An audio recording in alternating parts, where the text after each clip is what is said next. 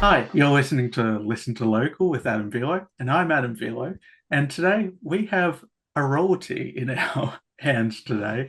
It, it started as just a teenager and has risen all the way to the honourable title of Pop Princess of Adelaide. And she comes to tell us why he sucks. So welcome It's to the show.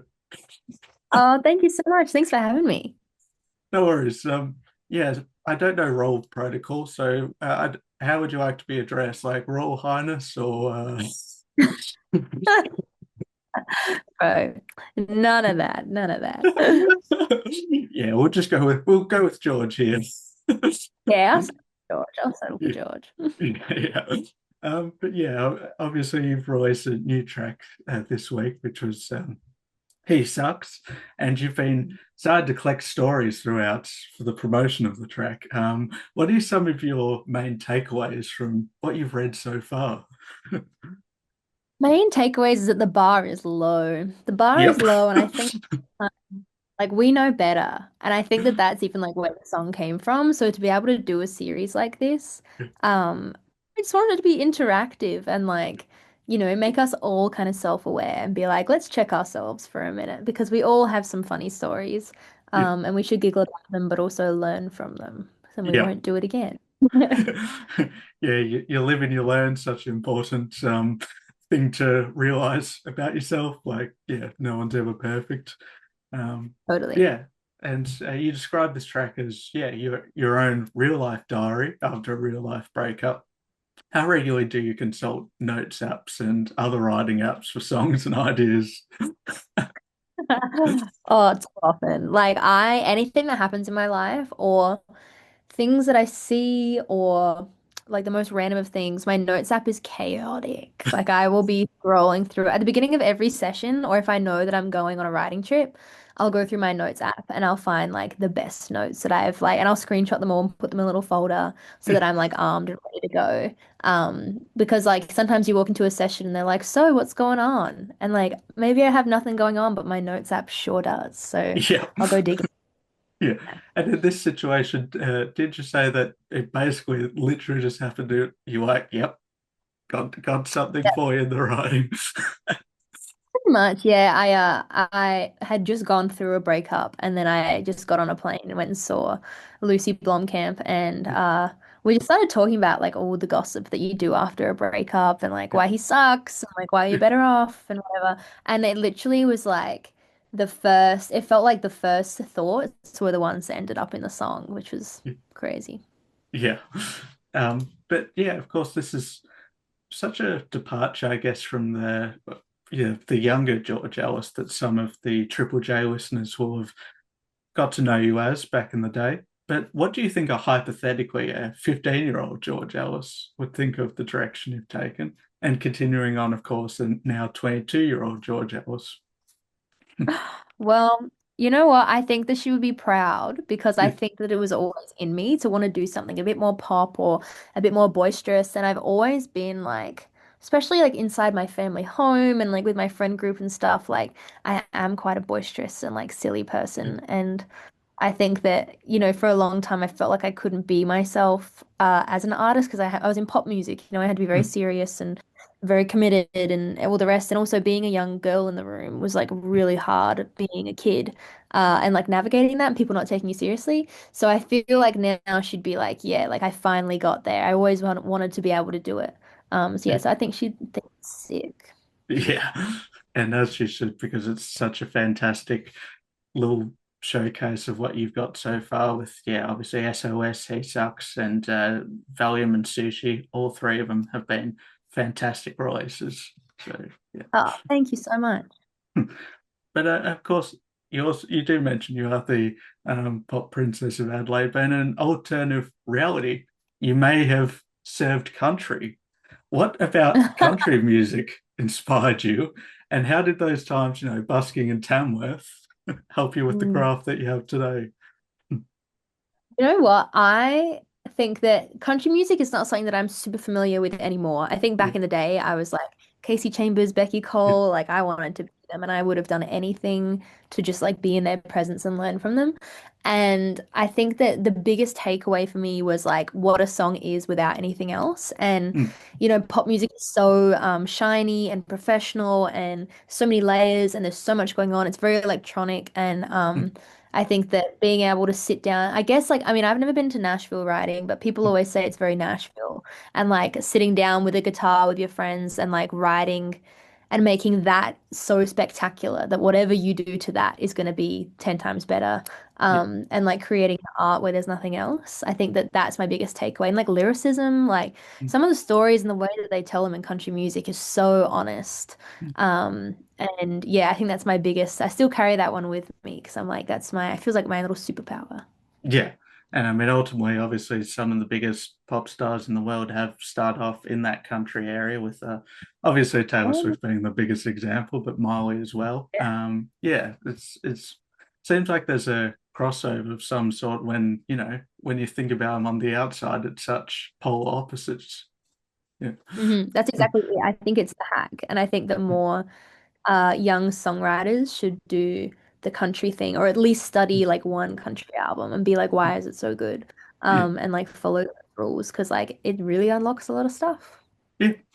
And most of the audience here will, of course, recognize you from being that Unearthed High winner in 2019.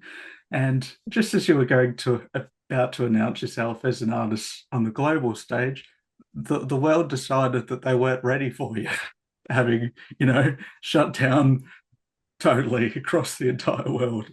Um, what did it feel like going, from that high at the time of winning Unearthed High to having the stress of, as he sucks put it, things don't go to plan? True. I think it sucked. Like at the time, if I like clocked into like how 16-year-old me was feeling, it sucked. Like Yeah, I remember I just signed a record deal in LA and I had been back and forth between New York and LA a little bit and then did the London thing, came home and I was like, this is my job. Like I just get to go to all these countries and hang out. And then I had a really big, very important trip to the US planned. yeah, And I was going back to LA and I was like, it was like my 17th birthday was happening. We were playing a birthday party in LA. Like it was this whole yeah, thing.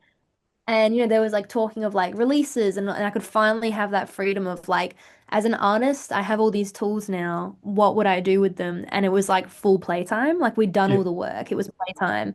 And we hit playtime and then like I think we played our last show in Australia and then it was yeah, tools down for a very long time, which was actually a blessing in disguise.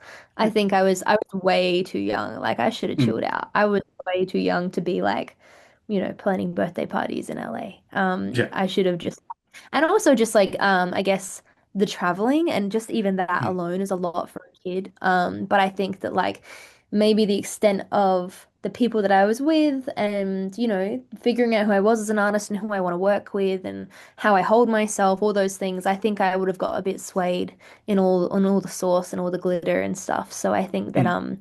being able to figure that out without all the shiny stuff was sick. So in the long run, it's cool, but at the time, damn, what a time. Yeah.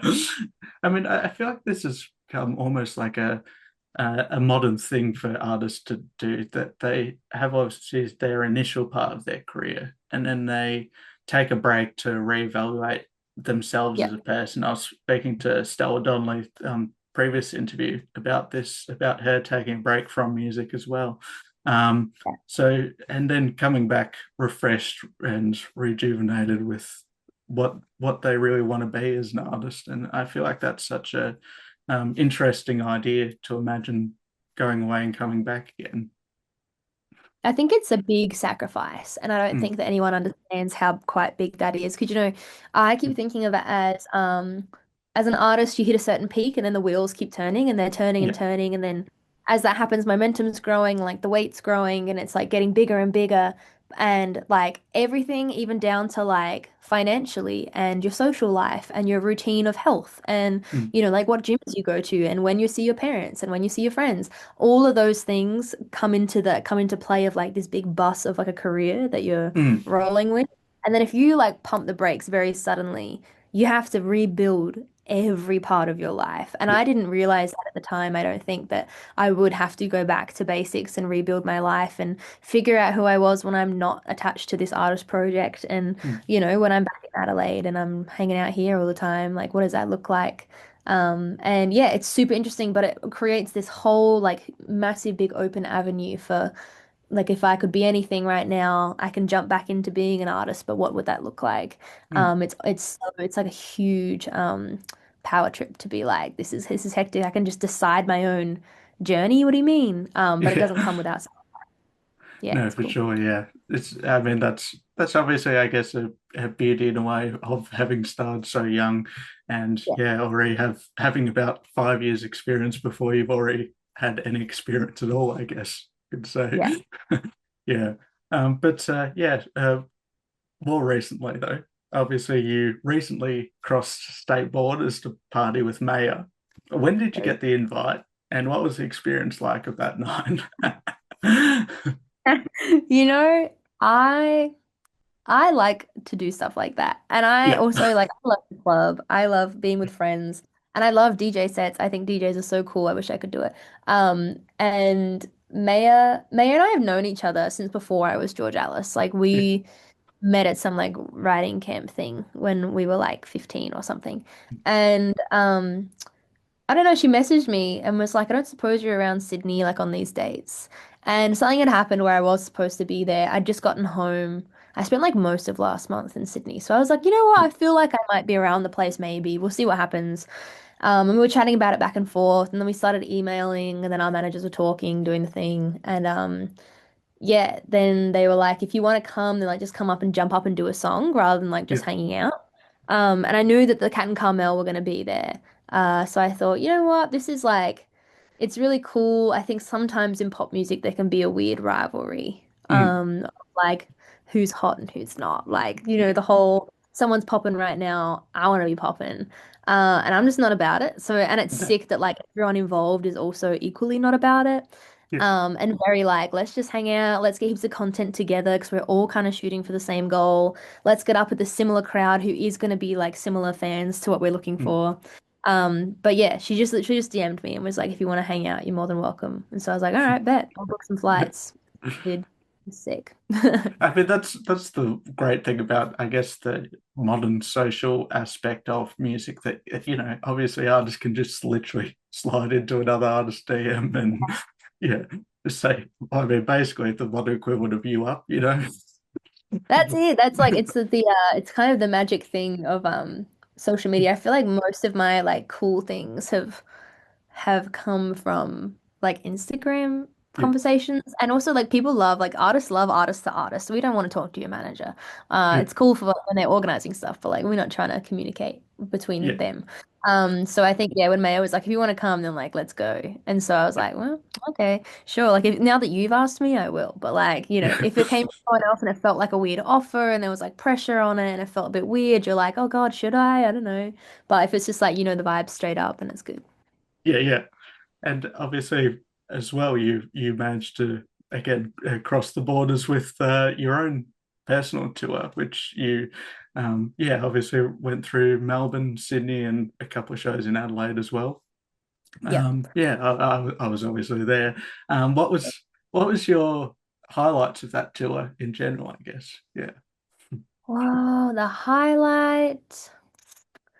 I think it was very scary stepping out again. I Mm. haven't done shows, my own headline shows in a really long time. Mm. Um, like it's been years since I've done that. And I don't know, I think I'm always like waiting for the right time to do things. And I just thought, you know what, like the time will come, I should just do it.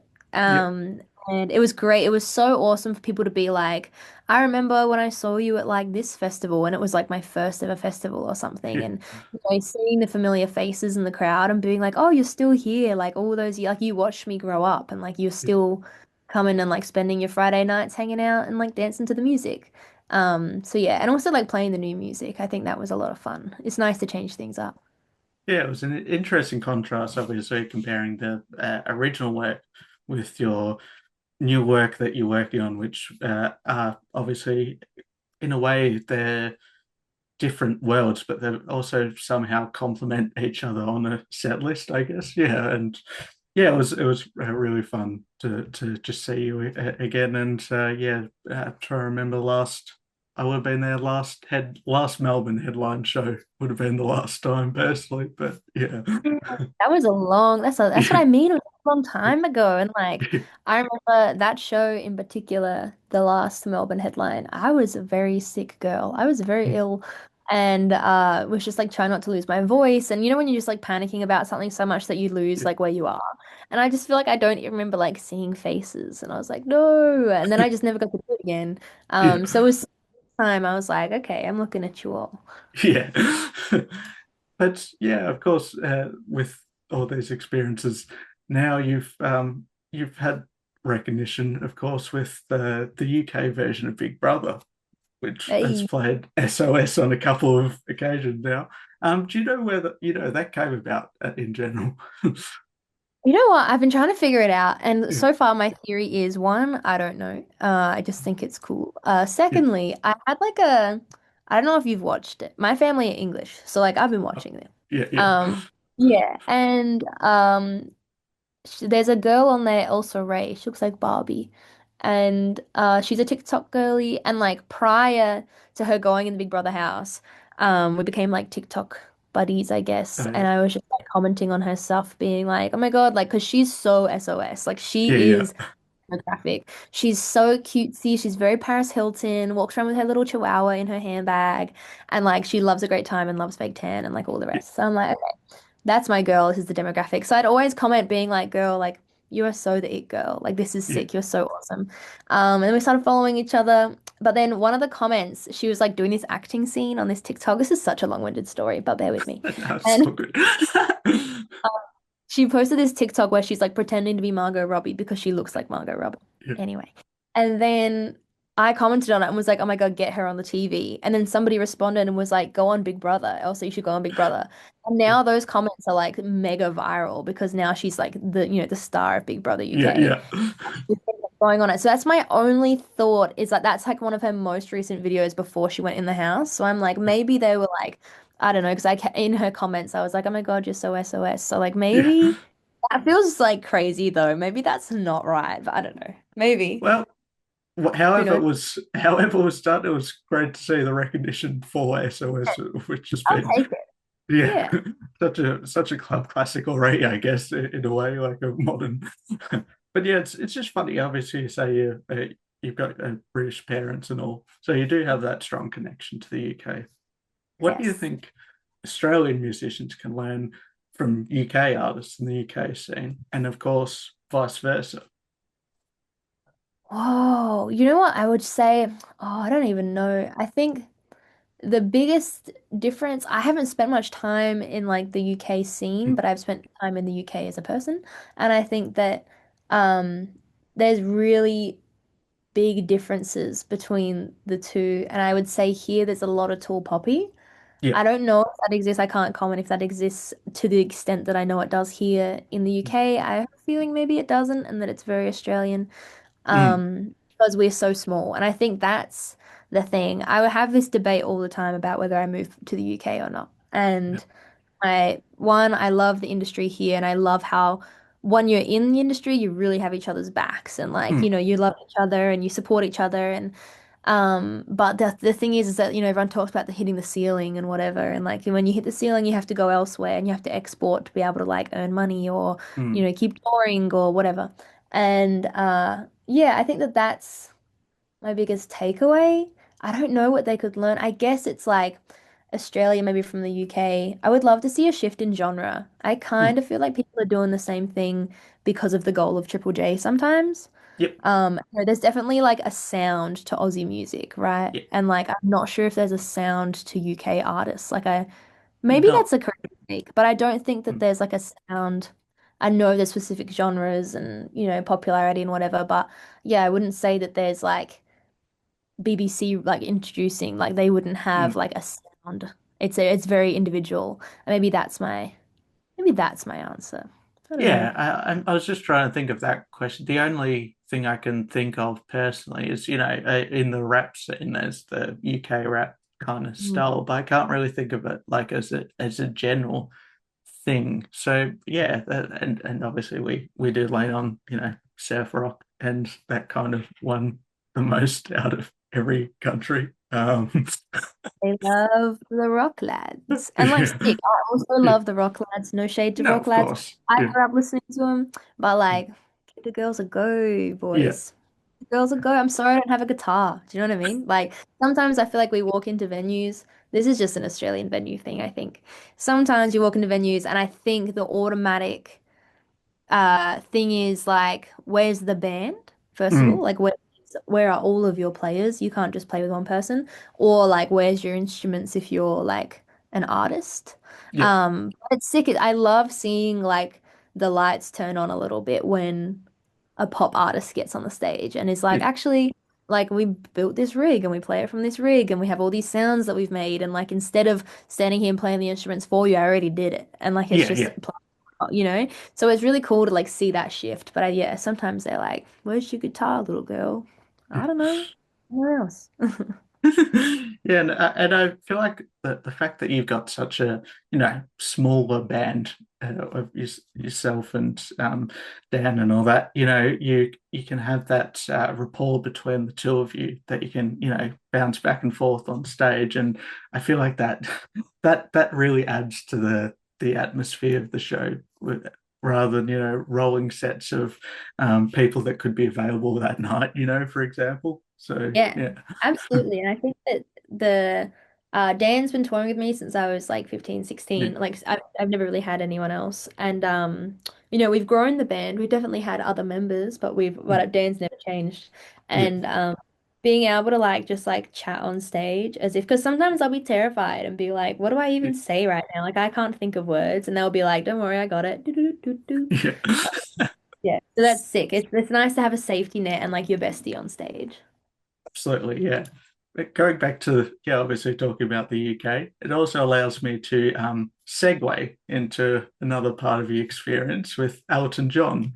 Tell us about how that happened, and when did you get the call that Elton was playing your music? That's funny. I, you know what? I don't even know how that happens or like how Yeah, that connection happens. I need to ask the question, but someone would have, but I don't know. And I remember putting it stuck in a bubble and being like, cool, it's doing all right. And it's such a huge moment off the back of Circles being like, what's she gonna do? Blah, blah. yeah, Mm. And then like the first like big recognition was Elton John. And someone was yes, like, my manager was texting me being like, George, pick up the phone, pick up the phone. It's like I have this screenshot somewhere where it's like all like in capitals being like, George, this isn't funny right now. Pick up the phone, ha ha ha, ha, as if you're doing this right. Because I just was away somewhere and yeah, I was on a holiday with my family on the yeah, beach and yeah, I was riding a Segway on the beach. And we were like, those Segway tours that people do? I don't yeah, know yeah, why. Adelaide as well. Like I wasn't like abroad. I was just in Adelaide riding yeah, Segways with my and I'm like whipping it around this beach and my phone's going crazy. And I checked it when I got home. And I got back and it was like a few hours later and everyone was blowing up my phone being like Elton John is like talking about you on his show. yeah, I thought maybe he'd just play it and like that's incredible in itself that he's recognized me. But the fact that I have a video of Elton John saying my name, bruh, yeah. that's That's insane. one thing. One piece of audio that you would just probably play at your funeral or whatever down the That's track. on loop, Yeah, sure. yeah. But yeah, obviously with He Sucks and all that. What's been one lyric that you enjoy the most, like writing and singing Mm. on? Do you know what? The lyrics in this song, they're so like they're very George. They're so honest. Yeah, And like if I was talking and my favorite would probably be the entrance, which is like I swear I'm not difficult, but maybe I am. yeah, Because I'm always like, am I the problem? Maybe I am, but like also maybe not because like that's too boring. yeah, But yeah, I think like listening to that back is just so funny. And like there's yeah, another one that's like I knew I could always smell it. You set my heart on fire. I don't even remember the lyric. What is it right now? Oh, something about You said, oh, what am I saying? It's my own song that I can't even remember right now. But it's anyway, the general consensus is that like you set me on fire, not my heart, just my extensions. I Yeah. always knew I could smell it. And it's like when you know that you have a bad gut feeling about someone that you shouldn't be with, and you're like, I knew I could smell something was a bit fishy, but like, I don't know. I just like went with it anyway. And then he's like lighting my hair extensions on fire or something. So I'm like, oh, it was very obvious and no one Yeah. else knew.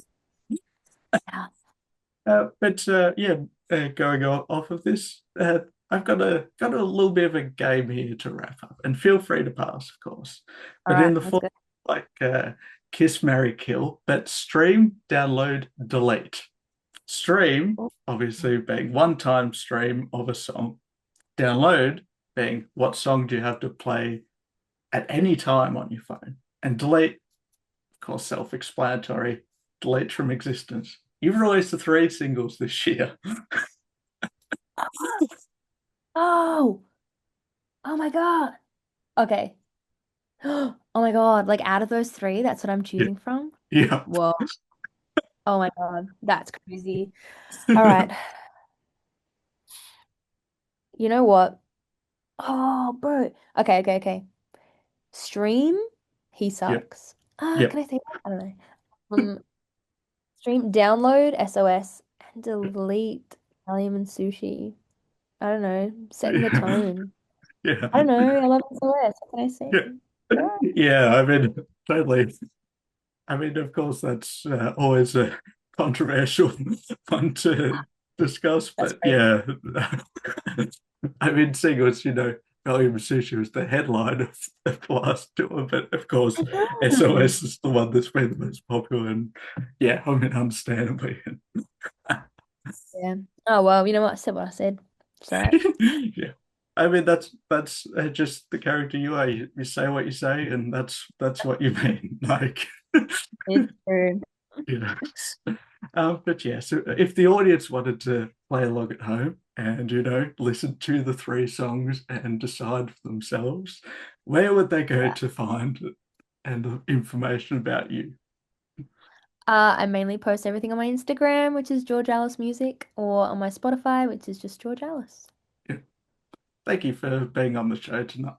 Tonight, I mean tonight. It's still daylight out, but for some reason, I just had to say tonight. Tonight. Say tonight. It's I've tonight. broken it. I've broken the fourth wall in revealing That's that it. this isn't just a Yeah. background. That That's it. Hey, thanks so much for having me. It's been a blast. thank you.